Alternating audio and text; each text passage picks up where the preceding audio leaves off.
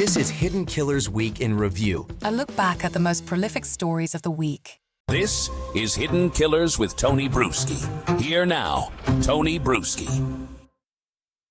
There is a sickness in this story that is hard to overstate. And it's not new, it's just evolved.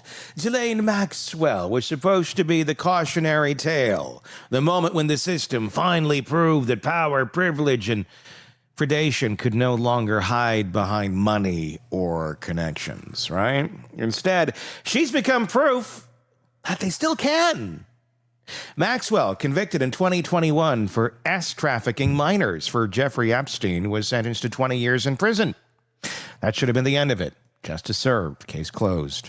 But here we are, 4 years later, looking at allegations that make it sound like Ghislaine Maxwell isn't living in a prison at all, but in a spa with fences. According to a federal whistleblower, detailed in a congressional letter led by Representative Jamie Raskin, Maxwell's life behind bars at Federal Prison Camp Bryan in Texas looks nothing like punishment.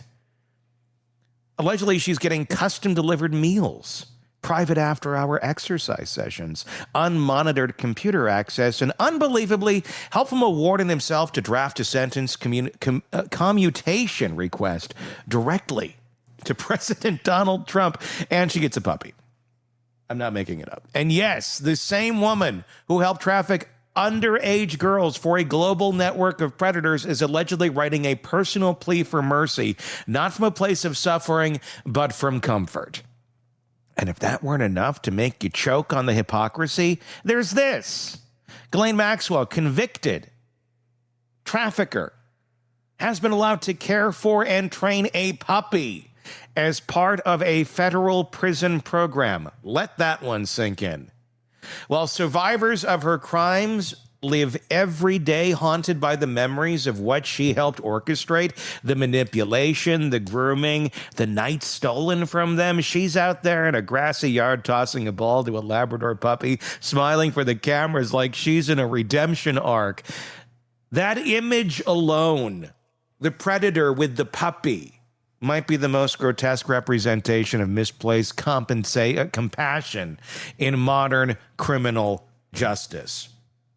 Because this woman is not a symbol of rehabilitation. She's the embodiment of what happens when accountability gets lost in translation between power and punishment. Federal Prison Camp Bryan isn't supposed to house people like Maxwell at all. In fact, it's a minimum security facility designed for low-risk, nonviolent offenders not convicted of offenses. The Bureau of Prisons' own policies prohibit that kind of placement. Yet, somehow, magically, I don't know how, Maxwell was transferred there from Florida earlier this year.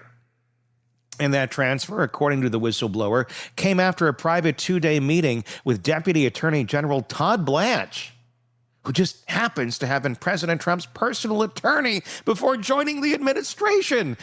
What a weird coincidence that is. During that meeting, Maxwell reportedly discussed names. Epstein.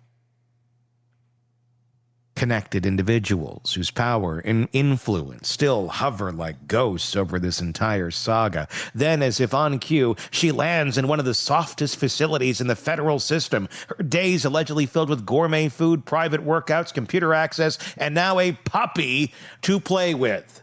You can't make this up. This is the same woman who facilitated the abuse of minors, who recruited teenage girls under false pretenses, who normalized their trauma to make them easier to control. And somehow this system thought it appropriate to hand her a dog, a symbol of innocence, trust, and unconditional love, while the woman she helped destroy spend their lives learning to trust anyone again. It is beyond tone deaf. It is obscene. And yes, it may make you have to rethink the folks you've supported. It may make you have to go, maybe that was a bad choice. Yeah. Feel it. Go down that path. It was. And this is where the outrage stops being abstract and starts being personal, because this is not just about Ghislaine Maxwell. It's about whether justice in America actually means anything when you're rich, connected, or dangerous enough to embarrass the wrong people. Let's talk about the letter from Congress. It asks the Department of Justice three very simple questions. Did the White House or anyone in the administration discuss commutation or clemency for Ghislaine Maxwell?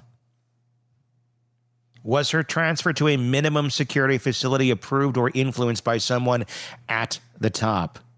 Has she or anyone representing her provided information to government officials in exchange for leniency? Those questions exist because lawmakers see the pattern. First, the private meeting with a top justice official, then the transfer, then the perks, then the alleged clemency prep, with help from a warden. It's not a coincidence, it's choreography.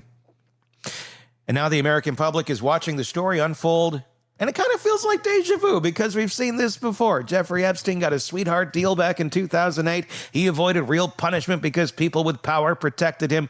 And when that protection finally ran out, he conveniently died before naming names. Now, look, yes, there's plenty of people who have protected these people, and every single one of them should go down. I don't care if you're Democrat, Republican. I don't care if you're a former president, a current president, a wannabe president, this or that. I don't care. If you protected these people, are actively protecting these people, have anything to do with these people, you shall go down. Problem is, it appears there's a lot of people still in power that don't want to go down because, well, they might be somewhat involved.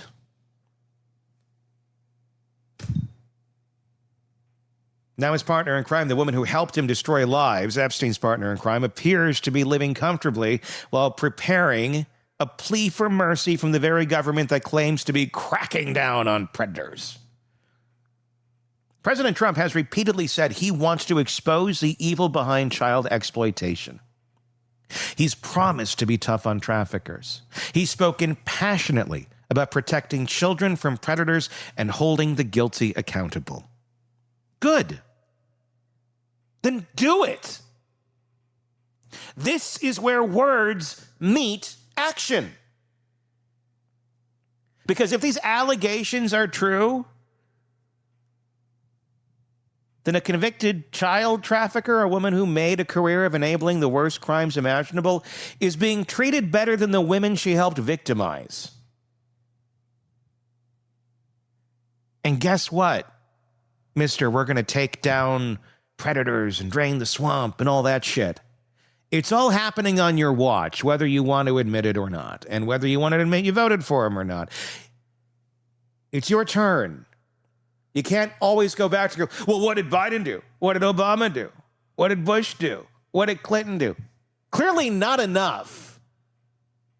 So if you want to be the savior of the world and you want to do the right thing, it's your turn. You can't keep going back and saying, well, the ones before me didn't do anything, so I'm not going to do anything now either. At least that's the excuse that I see all too often on lines with supporters. Yeah, you're right. In the past, and I'm here to scream, I think most people are here to scream too, they should have. There's blood on their hands too. But it's your turn. And you hold the power now. So fucking do something. This is a moment where every speech about justice, every promise to defend the innocent, every claim to drain the swamp of corruption and privilege is put to the test, because this story isn't just about Ghislaine Maxwell getting a puppy. It's about the message that it sends, that even the worst among us can still buy comfort if they have the right connections. And right now it appears that's what that's exactly what you're enabling. So, Mr. President, it's time to prove the system still has a pulse. If you really meant what you said, and a lot of people very much question that, but here's your chance to stand up. This could be your shining moment. This could be the one you get a lot of people rallying around you going, okay, he is doing something. This could be a moment, if you really meant what you said, that child predators deserve the harshest punishment, then end this farce right now. Order an immediate investigation into Maxwell's transfer and her alleged privileges. Hold the Bureau of Prisons accountable for every decision that put her there if they had something to do with it, although I think you're going to find the answer lies elsewhere. Make it crystal clear that this administration will not reward sex traffickers with comfort, companionship, and mercy. Because if Ghislaine Maxwell is living like this, it's not rehabilitation, it's reputation management, it's image control for a system terrified of what she might still know. And we all know that's what's happening. And that's what this feels like, doesn't it? Protection, quiet, bureaucratic protection for someone who could burn a lot of people down if she decided to talk. Maxwell's entire life has been transactional. Access for silence, favors for information. That's how she survived. Epstein's downfall, that's how she maneuvered through elite circles while standing knee-deep in evil. And now behind bars, she might be doing it again. Trading secrets for comfort. Trading silence for leniency. Trading her 20-year sentence for the illusion of good behavior and a dog to pet. The Bureau of Prisons won't comment, the DOJ won't clarify, and the survivors, they get to watch all this unfold from the outside, wondering if justice ever existed in the first place. Imagine what this looks like to them. They testified. They relived the worst moments of their lives to make sure Ghislaine Maxwell faced accountability. They sat in that courtroom trembling, staring at the woman who smiled back at them as if none of it mattered. And now they read headlines about her living in comfort, playing with a puppy, maybe even angling for a presidential commutation. How do you explain that to a survivor? That the person who trafficked them gets to rehabilitate her image while they're still in therapy for the rest of their lives? You can't. There's no version of morality where this makes sense. And this is the deeper sickness. Our justice system isn't designed to punish the powerful. It's designed to protect them. Epstein proved it. Maxwell's proving it again. Every time someone like her finds comfort inside a place that's supposed to deliver accountability, it reinforces the same truth. The rich and connected don't serve time. They serve optics. And the optics here are horrific. A convicted sex trafficker in a minimum security camp being allowed to care for a dog, enjoying privileges, preparing a plea for mercy, and doing it all under the watch of an administration that claims to be tough on exactly this kind of crime. It's not about left or right. It's about right or wrong. It's about a justice system that treats monsters with manners. It's about a country that talks about protecting children while letting their abusers rewrite the narrative from behind a fence lined with flowers instead of barbed wire. This shouldn't even be a debate. There should be universal disgust. Every political leader, every prosecutor, every American who's ever cared about fairness should be demanding answers. And if you're not, you are a predator. But there's not a lot of noise, is there?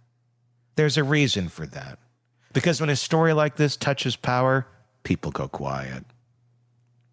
Well, silence is complicity here.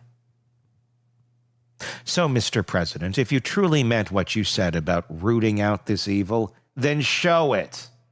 Not a press conference, not a campaign speech, in action.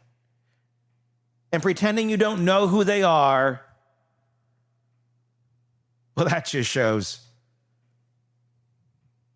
what a pussy you are to take any sort of action against this bitch. Am I speaking your language? If Maxwell is being treated like a guest instead of a convict, end it. If anyone in your administration facilitated this, fire them. And if she's sent that clemency request, reject it publicly. Make it known that your America, in your America, there's no forgiveness for child traffickers. I don't see why that's a bridge too far. Because anything less than that, anything that looks like indulgence, leniency, or comfort makes the justice system complicit all over again. We've already lost Epstein to suicide. That left more questions than answers. If Maxwell is now being protected in a different way, through comfort, through access, through soft treatment, then it's just another cover-up with a prettier face. The difference is this one's happening in plain sight. And the image, it sums it up. Ghislaine Maxwell, convicted sex trafficker, tossing a ball to a puppy while her victims fight to rebuild their lives. It should be burned into the consciousness of this country because it's not just wrong, it's a stain. So, Mr. President, fix it. Because justice isn't justice when the guilty are comfortable, and redemption doesn't come with a leash and a Labrador. Your thoughts in the comment section on YouTube. Please share this if you are outraged. And press subscribe. There's a lot more we're digging into here. And the truth will come out. Want more on this case and others? Then press subscribe now and don't miss a moment of true crime coverage from Tony Brueski and the Hidden Killers podcast.